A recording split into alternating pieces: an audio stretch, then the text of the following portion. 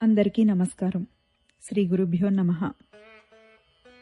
ఈరోజు మనం ఆరోగ్యంగా ఉండడానికి సులభమైన పరిష్కారం స్వామివారి మాటల్లో తెలుసుకుందాం. కరూర్ పండిట్ రామశర్మ ఒక ఆయుర్వేద వైద్యుడు. ఆయన శక్తివిలాస్ ఆసుపత్రిని స్థాపించి తన వృత్తిని కొనసాగించారు. కెబి సుందరాంబాల్, ధీరర్ సత్యమూర్తి సహా చాలామంది ఆయన వద్ద వైద్య చికిత్స పొందారు. చిత్రకారుడైన నామక్కల్ కవిజ్ఞర్ ఆయన ఆరోగ్యం తిరిగి రావాలని కోరుతూ మురుగన్ స్వామి యొక్క అందమైన చిత్రాన్ని గీసి ఆయనకు సమర్పించారు. రామశర్మ మహాపెరియవ భక్తుడు. ఒకసారి పెరియవ తనకు జ్వరం లక్షణాలు ఉన్నాయని కబురు పంపి రామశర్మను కాంచీపురానికి రమ్మని కోరారు. రామశర్మ కూడా కాంచీపురానికి చేరుకున్నాడు. అతని మందుల పెట్టెను చూసి పెరియవ ముఖంలో చిరునవ్వు కనిపించింది. నిన్ను మాత్రమే రమ్మని చెప్పాను, మెడికల్ కిట్ తీసుకొని రమ్మని అడగలేదు అన్నారు స్వామివారు. రామశర్మ ఆశ్చర్యపోయాడు. అతను, మీకు జ్వరం ఉందని చెప్పారు పెరియవ, అందుకే నా మెడికల్ కిట్ తీసుకొని వచ్చాను అని బదులిచ్చాడు. అందుకు స్వామివారు, భౌతిక శరీరం ఉన్నప్పుడు దానికి అప్పుడప్పుడు జ్వరం రావడం సహజం. జ్వరం శరీరాన్ని స్వస్థపరచడానికే పుడుతుంది.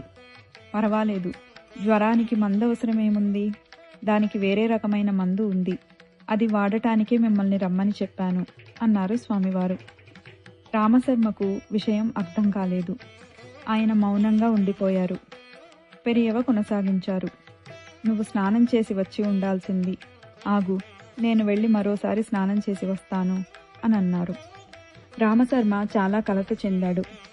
స్వామికి జ్వరం వస్తున్నప్పుడు స్నానం చేస్తానని అంటున్నారు, కానీ దానికి వ్యతిరేకంగా ఏమీ అనాలని అతనికి తట్టలేదు. అతను పెరియవ తిరిగి వచ్చే వరకు ఎదురు చూశాడు. స్నానం చేసి తిరిగి వచ్చిన తరువాత పెరియవ తన శరీర ఉష్ణోగ్రతను తెలుసుకోమని అడిగారు.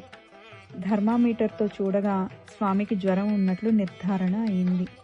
అప్పుడు స్వామివారు, మంచిది, మనం ఇద్దరం ఇప్పుడు విష్ణు సహస్రనామం పఠించబోతున్నాము అని పేర్కొన్నారు. వారిద్దరూ కలిసి దానిని పఠించారు. పఠనం ముగిసిన తర్వాత పెరియవ అతడిని ఉష్ణోగ్రత చూడమని అడిగారు. ఏమి ఆశ్చర్యం, జ్వరం పూర్తిగా తగ్గిపోయింది. వెంటనే పెరియవ రామశర్మతో, విష్ణు సహస్రనామం సంపదనే కాక ఆరోగ్యంతో సహా మరెన్నో విషయాలను ఇస్తుందని నేను అవిశ్రాంతంగా చెబుతూనే ఉన్నాను. ప్రజలు కూడా వింటారు. అది నిజంగా నిజమని నేను నిరూపించకూడదా? అందుకే నేను ఈ అవకాశాన్ని ఉపయోగించుకున్నాను అని అన్నారు. భగవానుని నామాన్ని జపించడం వల్ల ఈ జనన మరణ వ్యాధి నయమవుతుందని తమిళంలో అంటారు. అది జనన వ్యాధిని నయం చేయగలిగితే జీవితకాలంలో వచ్చే వ్యాధులను నయం చేయదా? రోగులు మీ వద్దకు వచ్చినప్పుడు ఎప్పటిలాగే మందులు ఇవ్వండి. అనారోగ్యం ఉన్నప్పుడు మందులు తీసుకోవడం ఖచ్చితంగా అవసరం. కానీ దానితో పాటు విష్ణు సహస్రనామం అనే మందును కూడా ఇవ్వవచ్చా? చికిత్స కోసం మీ వద్దకు వచ్చే వారికి మీరు ఇచ్చే మందుల చీటిలో దీనిని చేర్చలేరా? కేవలం మీకు ఆ విషయంలో నమ్మకం కలిగించడానికి మిమ్మల్ని రమ్మని అడిగాను. గాంధీ ప్రకృతి వైద్య విధానాన్ని గట్టిగా సమర్థించారని మీకు తెలుసు. ప్రకృతి వైద్యంలో ప్రార్థనకు ప్రథమ ప్రాధాన్యత ఉంది. అలా చెబుతూ పెరియవ ఒక చిన్న పిల్లాడిలా గట్టిగా నవ్వారు.